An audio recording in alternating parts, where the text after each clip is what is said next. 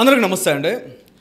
ఆంధ్రప్రదేశ్ రాష్ట్రంలో పర్యాటక రంగాన్ని అద్భుతంగా అభివృద్ధి చేస్తాం, తీర్చిదిద్దుతామని ముఖ్యమంత్రి చంద్రబాబు నాయుడు గారు అనేక సందర్భాల్లో చెప్తూ వస్తున్నారు. కానీ క్షేత్రస్థాయిలో ఆ దిశగా ప్రయత్నాలు జరుగుతున్నాయా, సమస్యల పరిష్కారానికి వేగవంతమైన చర్యలు కనిపిస్తున్నాయా అనే అంశం ఖచ్చితంగా పరిశీలించాల్సినటువంటి సందర్భం. ఎందుకంటే జనగలం ఓ అంశాన్ని వెలుగులోకి తీసుకువచ్చింది. శనివారం నాడు ఋషికొండకు సంబంధించిన ఒక సంచలన వాస్తవాన్ని బయటపెట్టింది. ఋషికొండ బీచ్కు బ్లూ ఫ్లాగ్ గుర్తింపును డెన్మార్క్లో ఉన్నటువంటి foundation for education and environment సంస్థ తాత్కాలికంగా ఉపసంహరించుకున్న విషయాన్ని బహిర్గతం చేసింది. ఈ అంశం తర్వాత మెయిన్ స్ట్రీమ్ మీడియాతో పాటు సోషల్ మీడియాలో కూడా పెద్ద ఎత్తున దీనికి ప్రచారం లభించడాన్ని చూస్తున్నాం. సో ఇవాళ ఋషికొండ అనేది ఒక ప్రత్యేకమైన అంశం.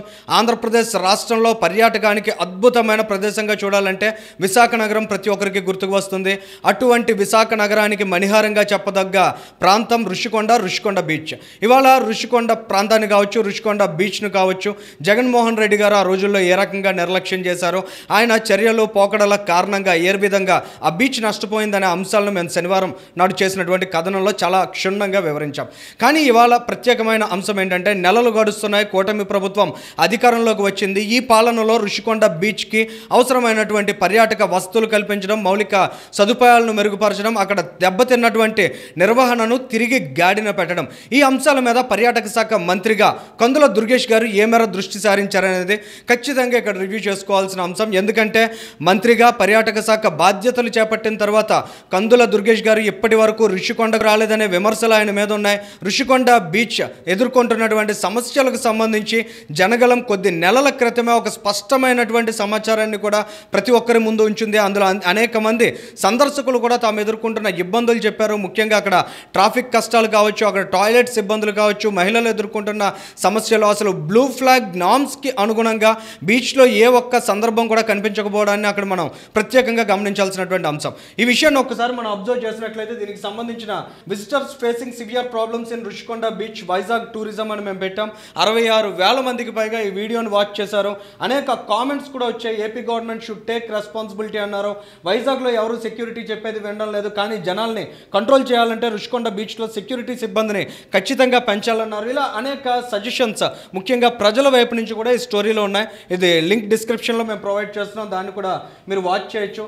అయితే ఇక్కడ ప్రధానమైనటువంటి అంశం ఏంటంటే, ఇలాంటి సమస్యలు ఉన్నాయని తెలిసినప్పుడు కన్సర్న్ మినిస్టర్గా కందుల దుర్గేష్ గారు ఇవాళ ఋషికొండ అనేది అత్యంత ప్రెస్టీజియస్ ఆస్పెక్ట్.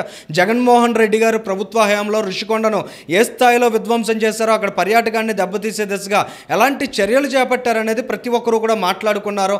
అటువంటి కన్సర్న్ ఉన్నటువంటి ప్రాజెక్ట్ ఆ పక్కన ఉన్నటువంటి బ్లూ ఫ్లాగ్ బీచ్ మీద ప్రత్యేకంగా కందుల దుర్గేష్ గారు దృష్టి సారిస్తే బాగుండేది. ఖచ్చితంగా ఆయన ఫీల్డ్ లెవెల్లో విజిట్ చేసి ఉంటే అక్కడి సమస్యలు ఏంటి, అక్కడ నిర్వహణ లోపాలు ఏంటనే అంశాలు కూడా ఆయన దృష్టికి వచ్చి ఉండేవి. కానీ కందుల దుర్గేష్ గారు అక్కడికి వెళ్ళకపోవడం కారణంగా, బ్లూ ఫ్లాగ్ బీచ్కి ముప్పు ఉందనే విషయాన్ని గ్రహించకపోవడం కారణంగా ఇవాళ ఆంధ్రప్రదేశ్ రాష్ట్ర పర్యాటకానికి ఇది ఒక మచ్చగా చూడాలి.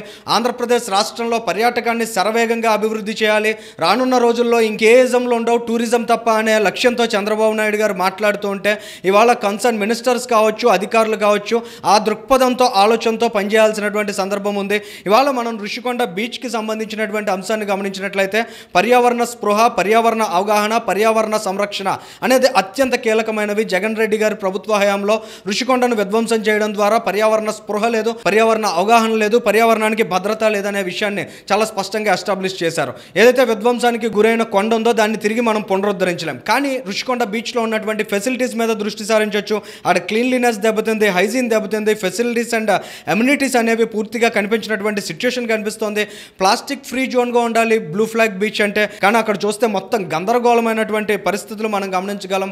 BMC అని ఒకటి ఉంటుంది, బీచ్ మేనేజ్మెంట్ కమిటీ ఉంటుంది, దానికి కలెక్టర్ హెడ్గా ఉంటారు. నిర్వహణ బాధ్యతలన్నీ కూడా కలెక్టర్ ఆధ్వర్యంలో జరగాలి, ఆయన పర్యవేక్షించాలి. కానీ ఈ అంశాలన్నిటి మీద ఎవరైనా దృష్టి సారించారా? అటు కలెక్టర్ గారు కావచ్చు, ఇటు మంత్రి గారు కావచ్చు.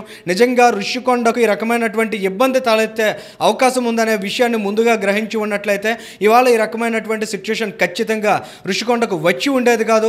రానున్న రోజుల్లో కూడా వేగవంతమైన చర్యలు చేపట్టాలి. ఇమీడియట్గా బ్లూ ఫ్లాగ్ బీచ్ గుర్తింపును పునరుద్ధరించాలనే తొందరపాటుతో కాకుండా క్షేత్రస్థాయిలో ఉన్న సమస్యల పరిష్కారం మీద ఖచ్చితంగా దృష్టి సారించాలి. ఆ రకమైనటువంటి చర్యలు జరగాలి. ఆ రకమైన అడుగులు పడాలంటే ఖచ్చితంగా పర్యాటక శాఖ మంత్రి గారు ఇవాళ ఋషికొండ బీచ్ను విజిట్ చేయాల్సినటువంటి అవసరం అయితే ఎంతో ఉంది. ఇప్పటి వరకు ఋషికొండ బీచ్కు బ్లూ ఫ్లాగ్ గుర్తింపు తాత్కాలికంగా ఉపసంహరించుకున్నారనే విషయం బయటకు వచ్చిన తర్వాత మంత్రి గారు దానికి సంబంధించి ఏ విధమైన ప్రకటన కూడా చేసినట్లు లేదు.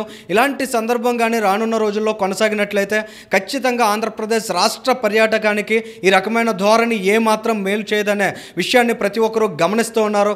సో ఇవాళ కూటమి ప్రభుత్వం ఏదైతే పర్యాటక రంగాన్ని శరవేగంగా అభివృద్ధి చేయాలి, పర్యాటక రంగం ద్వారా ఆంధ్రప్రదేశ్లో అద్భుతమైన అవకాశాలు సృష్టించాలని భావిస్తోందో ఆ సంకల్పానికి అనుగుణంగా రాష్ట్రంలో పర్యాటక మంత్రిత్వ శాఖ కూడా కృషి చేయాల్సినటువంటి అవసరం అయితే ఎంతో కనిపిస్తోంది. Thank you.